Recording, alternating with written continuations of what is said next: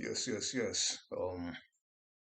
Welcome and come well to another doorway, another dimension, another episode entitled "Am I as I am, as you are?" This is sort of a special kind of episode at the moment.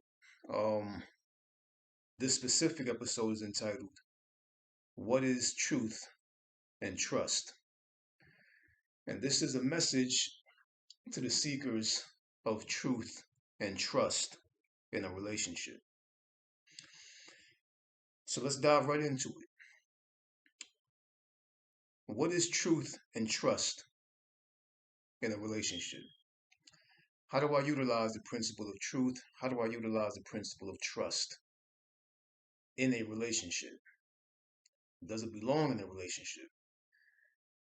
Or does it belong solely within me only? Is it something that I interact with? Or is it something that can be shared? Let's check it out.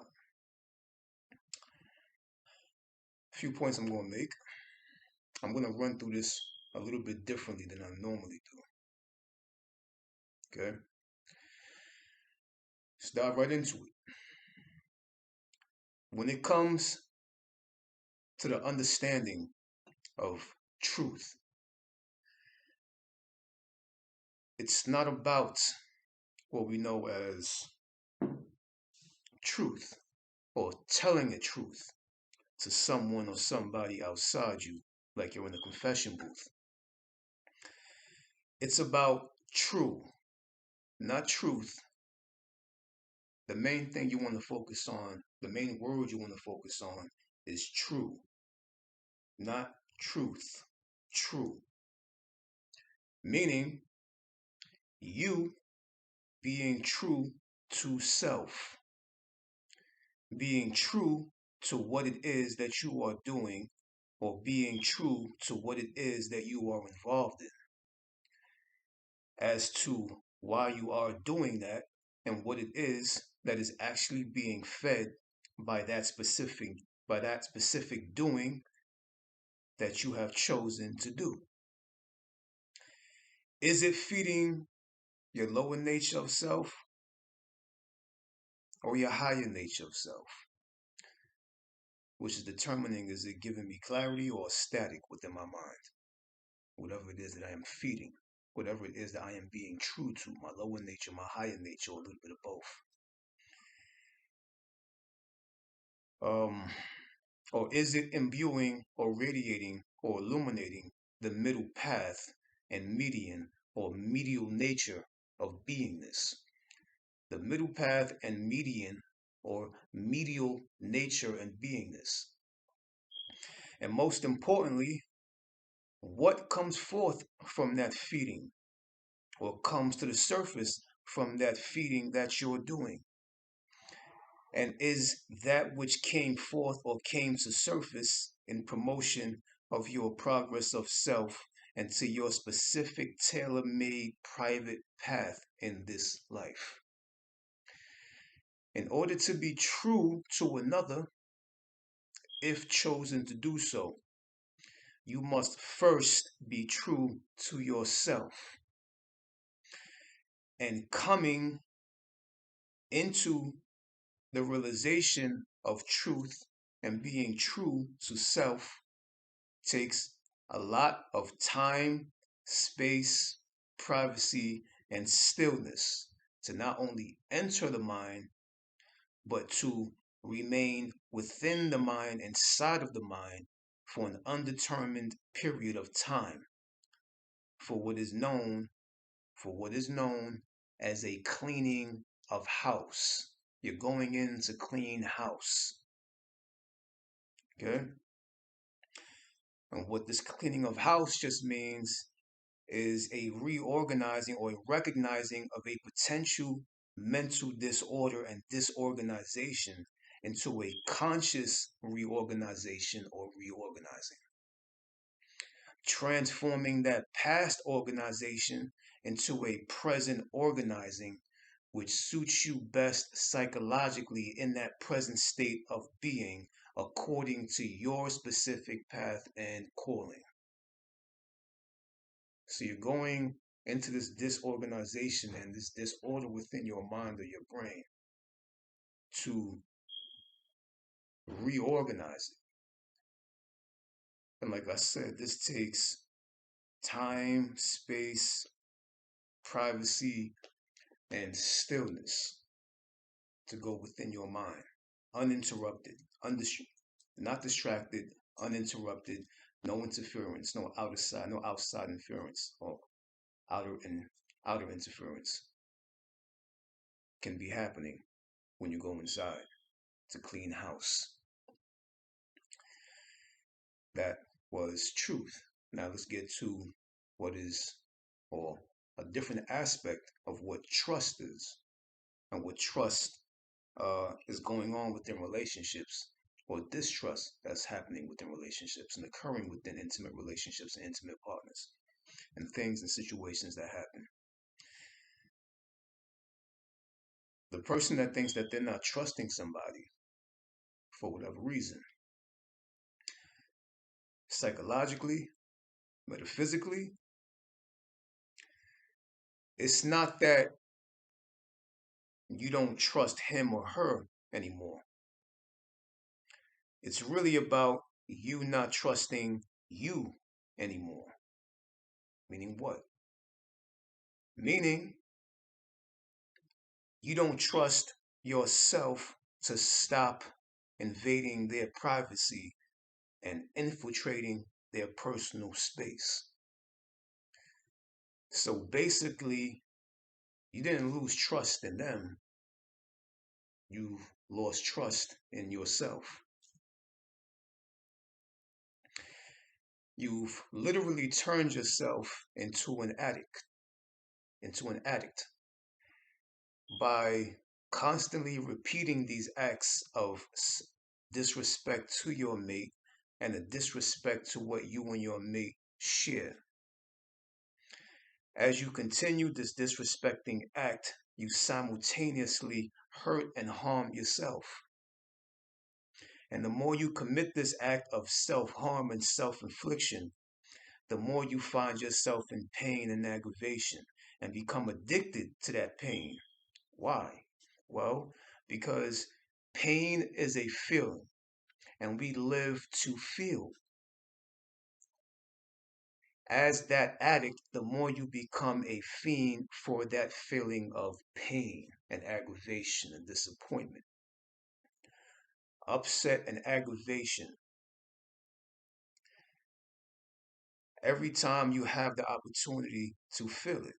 So, as an addict, the more you become a fiend for that feeling of pain, upset, disappointment, and aggravation, every time you have the opportunity to feel it and commit that action when they're not looking and when they're not around. You become a fiend for that feeling of pain, a fiend for that feeling of being upset, disappointed, aggravated. And you seek every time the opportunity to feel it and to commit that action when they're not looking, when your mate is not looking, when your mate is not around. Making it a literal addiction. Literally. An addiction, literally. Not figuratively or metaphorically, literally. It becomes an addiction. It now becomes your drug of choice, a self destructive drug of choice. You have become a danger to yourself, which is known, according to the law, when you become a danger to yourself and a danger to your society. Let's just keep it a danger to yourself. It's known as 5150. You've become 5150. The energies of anger and madness now become actual entities that you begin worshiping like gods. And worship means, when I say worship, it means you have gave this energy and this entity full permission, full access, and full approval to rule, inspire, influence, manipulate, orchestrate, and govern your free mind, your free will, your logic, your fairness, your emotions, your feelings, your rational thinking, and your common sense. You have now become the perfect example. These are examples of clearer understanding. You have now become the perfect example of a master who became a slave, enslaved to the slave itself, being your body. Your brain and your body is your own personal slave, but your mind, which is a free thing, became enslaved to the slave itself, to the body and the brain and the body. Because this is supposed to be something that works for you, but now you became a worker of it. So, and it's not meant to take charge. It's not a master. It's a worker. It's an employee. It's your own personal slave that you appear with in this reality. So when you become a victim, when your spirit becomes your spirit and your mind, which are two free apparatuses or two apparatuses of freedom, become subject and trapped within the entrapment of the body or the physical dimension, the physical realm, which is the body and the brain and the body. Anything physical or tangible, that which can be touched. See, this can be touched. This is physical, solid. So your spirit, which isn't of a certain kind of solid, becomes trapped in a solid. Let's look at the examples. You have now become the perfect example of a master who became a slave, enslaved to the slave itself. The boss working for the worker. The one who was once in charge that's now taking orders. The whale that was fooled by the ants. The spellcaster who has become cursed by its own spell. This body and this human nature is a spell that you created, unbeknownst to your brain, but very well known to your spirit. You created this whole illusion as the master illusionist, but now you are the illusionist, or the illusionist which fell for the trickery of its own illusion. You are a god now trapped inside of a human body, rather than a god having a human experience or a spirit having a human experience. You are now the human which entrapped your own spirit to be stuck in this lower vibration or this lower nature or this physical experience. Totally lost focus of your spiritual existence. Things to keep in mind.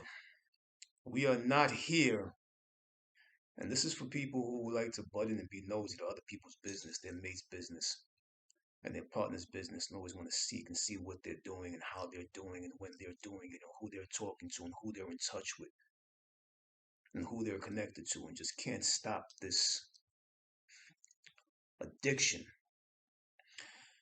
Understand this, for those that want to know every damn thing about your mate, your partner, or that person which you chose to be close to you, and within you which you chose to create outside of you to activate something within you. We're not here to know everything about each other.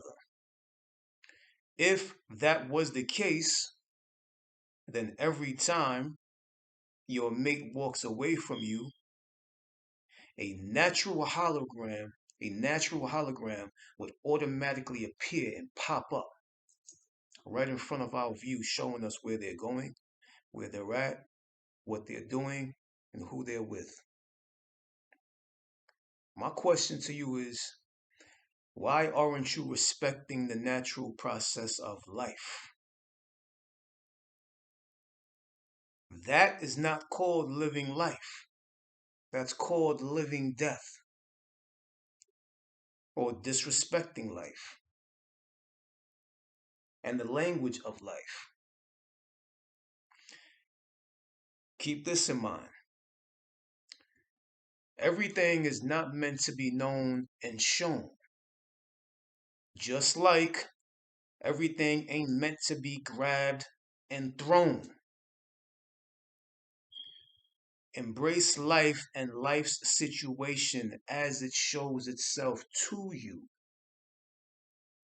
And stop trying to dissect it, look behind it, and in between it.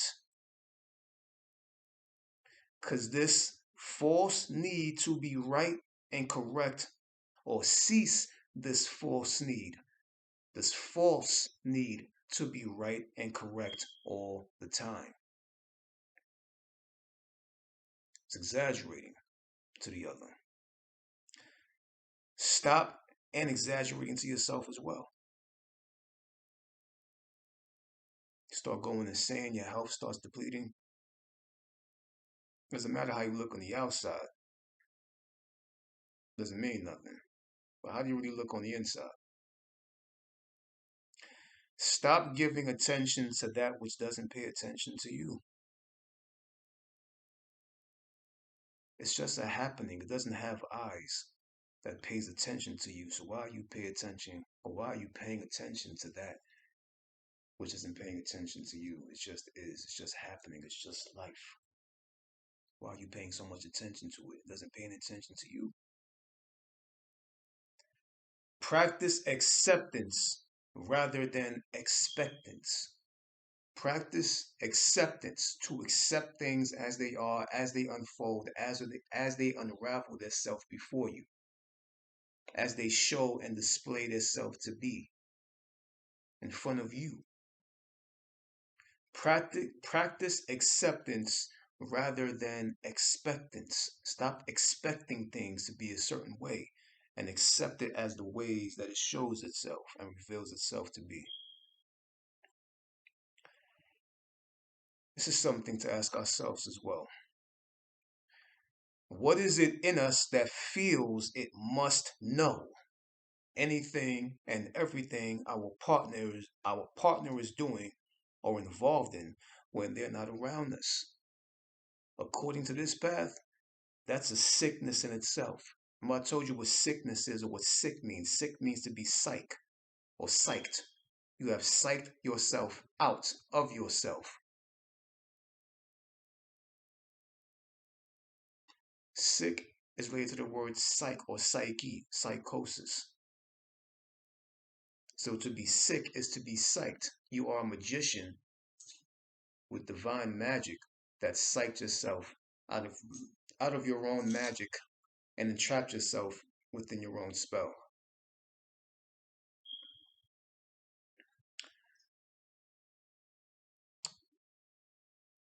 What is it in us that feels it must know anything and everything our partner is doing when they aren't around us? That is a sickness in itself, according to this path. Are you that sick? Are you that insecure? Really?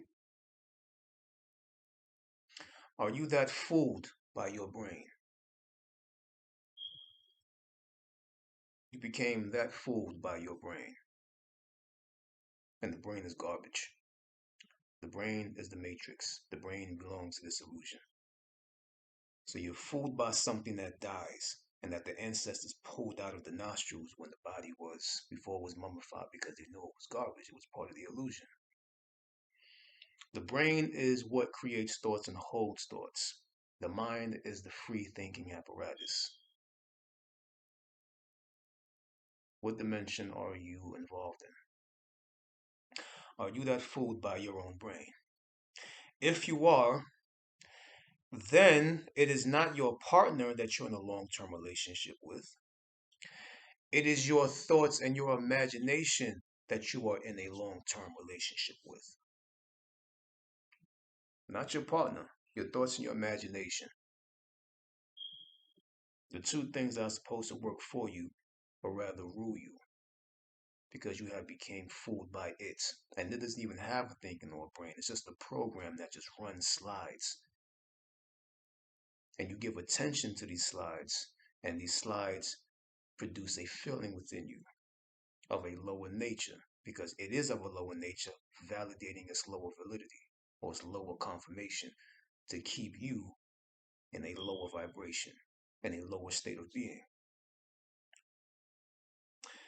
So, once again, if you are being fooled by your brain, then it's not your partner that you're in a long term relationship with.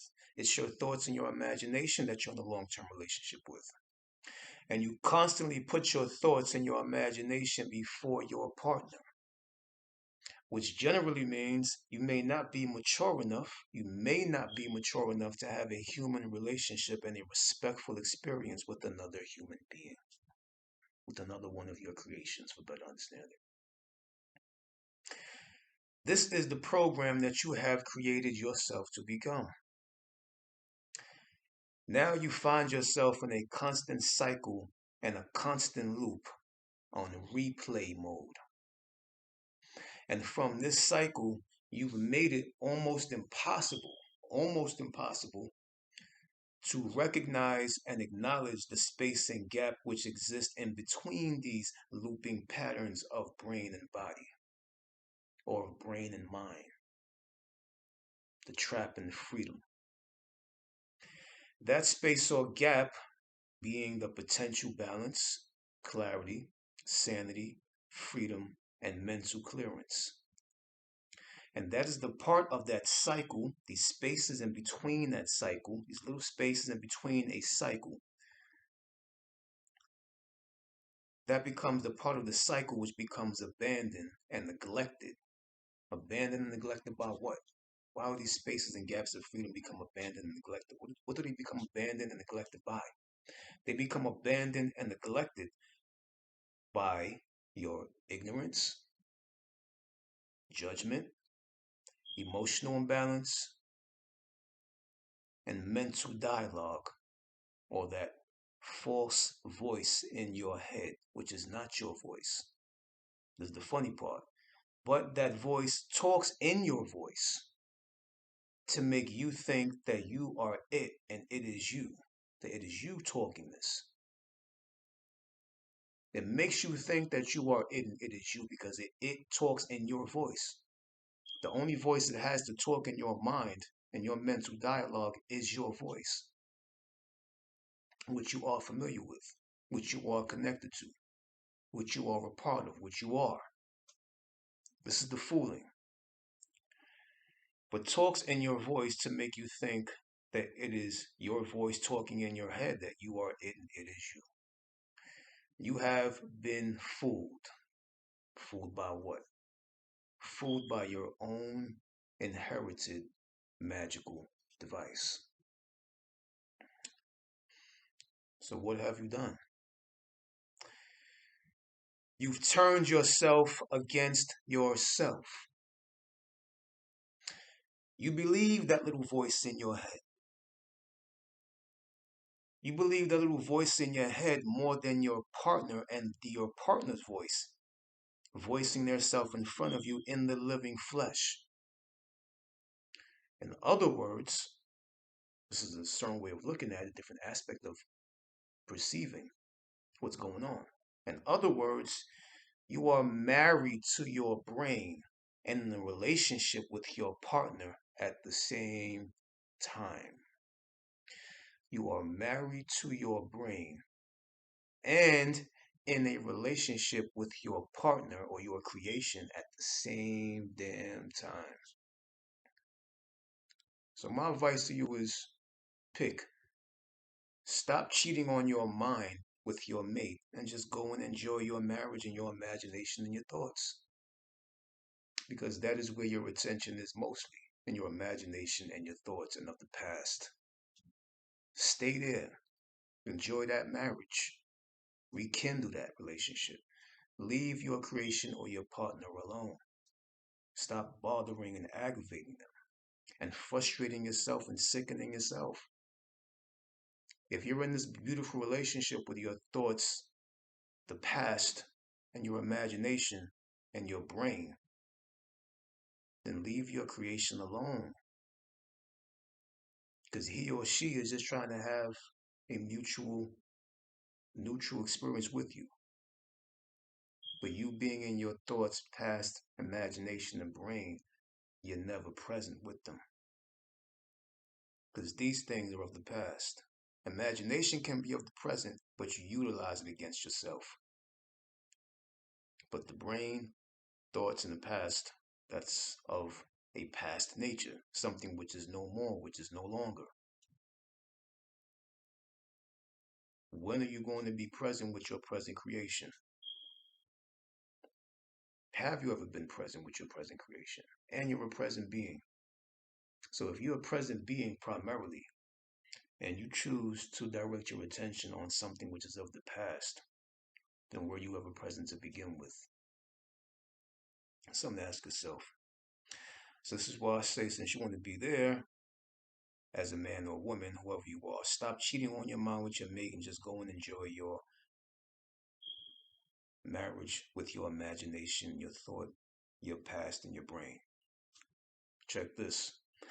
The funny scenario about this is if you decide to keep attention to the mental rhetoric and leave your mate, right? If you decide to keep the attention to this mental rhetoric, this mental dialogue, this fake voice in your head, and leave your mate or leave your relationship or leave your marriage, guess what happens? That specific judgmental dialogue of mine leaves you soon after. It's true. So, in other words, when you leave from them, it leaves from you.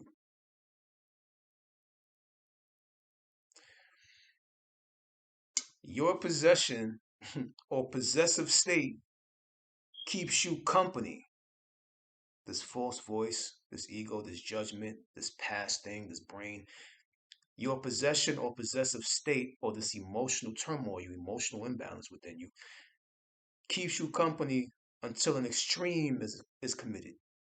What's the extreme? The extreme is leaving something or leaving somebody or leaving someone for your brain, your thoughts, and your imagination in the past, holding them to something of the past, never being present. Your possession or possessive state keeps you company until an extreme is committed. The extreme is the leaving or departing. And once the action is done, once the leaving or departing is done, that voice, that mental dialogue, that false company disappears from you as if it was never there to begin with.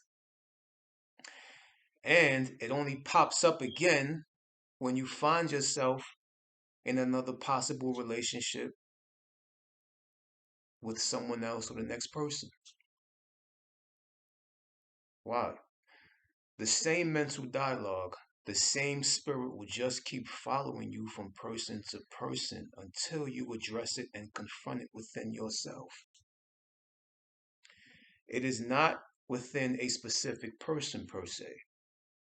It's not something which is in a specific person pissing you off per se. No, it's not that. Because they don't exist. They're your creation. I keep saying this over and over again. There's just an energy which took on the form of entity. There's something within you to activate something within you so you can self initiate, coming from self reflection to create a selfless projection, another selfless projection of you. If you learned, it's not within a specific person per se, it's an energy, entity, and spirit that remains stuck to you by keeping you under its spell and keeping your attention on it. The only way to conquer that spirit, if you were to say conquer it, the only way to conquer that spirit is by diverting your attention away from it. When you divert your attention away from it, you starve it. The more you give it attention, the more you give it life. And the more you give it life, guess what happens? The more it starts speaking back to you. Because think of it, you are life, giving something which is not life a chance at life, or giving it a life. It's like putting a spirit inside of a dead body and watching it rise and walk again. This is what you're doing with your thoughts. and your brain and being stuck to the past and a harmful imagination. So, it's an energy, entity, and spirit that remains stuck to you by keeping you under its spell and keeping your attention on it. The only way to conquer that spirit or to bypass that spirit is by diverting your attention away from it, starving it. The more you give it attention, the more you give it life. And the more you give it life, the more it starts speaking back to you in your language, in your angry language. It's an energy, it's an energy, anger, madness, insanity. It's an energy at first that turns ultimately into an actual entity, just like your creation, just like your partner, just like your mate. You give it so much attention, so much strength of anger, strength of madness, strength of insanity, strength of focus, strength of concentration. You being the only thing of life can give life, not just through birth or through the womb, but through your thoughts. Because remember, what is conception? When we conceive to have a child, conception or to conceive means to be of mind. Look it up yourself. To conceive means mental or mind. It doesn't mean putting a penis in a vagina or phallus in a yoni or ejaculation or sperm. Conceive and conception is mental. It's of the mind. It's not of the sexual organ. Okay? Look it up. Check the definition. Like, when I say things and I say look it up. I'm not here to believe. Don't believe me. Don't disbelieve me. Don't agree with me. Don't disagree with me. Look it up for yourself. Reach out, but most importantly, reach in. The more you give it attention, the more you give it life, and the more you give it life, the more it starts speaking back to you. It's an energy that turns into an actual entity, just like your creation. A formless thing which actually begins to take form. A miraculous, phenomenal occurrence. Look at the word phenomenon, like related to the word phenomenal. Phenomenon. Break down the word. Phenomenon, which is pheno minion. Pheno means a showing. Minion means a follower of power. So what does pheno-minion or phenomenon actually mean? It means a following thing, following the power of you and your intent and your order to create a structure of itself until it shows itself. And these are the dimensions, and dimension is nothing but something which has length, width, and depth. You become in this, you find yourself in this depth, which is this death, which is this dimension that you have created and gave birth to and gave life to. This energy that has now turned into an entity. That now you give it life, but guess what it does to you in return? It takes your life. So you create a kind of parasite or a parasitic mind state. You give something life that ultimately takes the life from you by making you think that you are it. And when you think that you are it, then you no longer exist. You're no longer nothing. According to this path, it's not too wise to do. It's not too wise of an act to commit. Where the hell is your awareness at? You go into meditation, you go into stillness, you do all this yoga, you do all this kind of thing, whether you're male or female. Where is the results of your practice? with your mate, with your wife, with your husband, with your man, with your woman? Where is the results of your practice? Are you being true to yourself? And if you're not, then subconsciously you're just feeling more and more uncomfortable within yourself because you just can't find the control and self-discipline to create this balance within yourself. And you're not really mad at your mate, you're kind of mad at yourself. Remember, this is all about self-reflection, whether you're reflecting on self or not. This whole path is still about self-reflection. Okay? This whole path or this life in the body and brain, mind and spirit.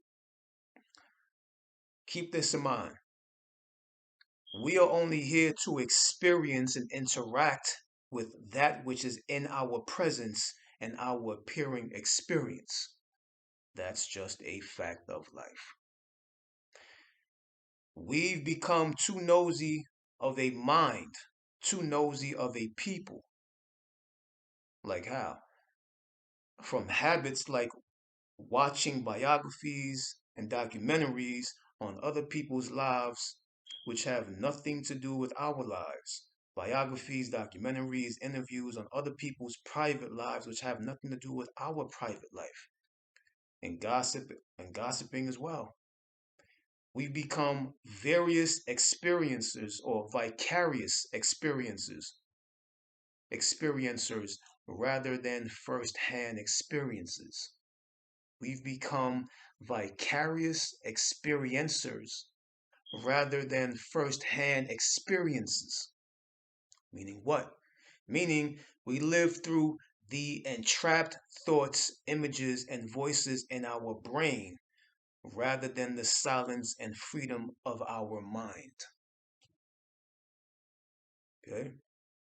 This is when people start getting too nosy into other people's lives. These are things that was a mastering practice and other habits that they were doing, whether it be TV, whether it be looking at this documentary, this biography, this interview, this person, what they did in their past life, what was their favorite cereal at 5 years old, what they listened to, what was their favorite board game, what's the name of their mother and their father, what's their history like the History Channel, all this shit is like, it makes you be extra nosy into other people's lives, and the one you're going to be extra nosy to is the one who is within your life and closest to you, which is your mate. That's the first one you're going to attack with that bullshit. Unbeknownst to you, because you have trained yourself subconsciously in that manner before you created them, before you began your experience with them. It was already a program ready to play itself out with whoever is closest to you, with whatever you create for you. Something to ask yourself as well with your mate. Are you in love with the image and idea of your experience and your relationship, or the actual way it truly is revealing itself to you of what it is truly about? Are you with the person for who they are and what it is, or for who and how you want them to be and wish it to be like? Are you playing in imagination and infatuation, or are you in it for spiritual graduation, realization, and actualization for self-activation? Are you playing in imagination and infatuation, or are you in that experience and that relationship for spiritual graduation, realization, actualization, for self-activation? Certain things to consider and keep in mind in our Kima. My message to you, if you find yourself of this nature, according to this path, don't let the mind lead you astray. Let it lead you away away from, and a way out of the cycle of madness. So don't let the mind lead you astray. Let it lead you away, a way outside, a way out of the cycle of madness which you have created. Am I as I am, as you are? See you guys next time. Once again, this is a message to the seekers of truth and trust. I'll see you creations next time. Until then, keep your mind and heart. 1, 0.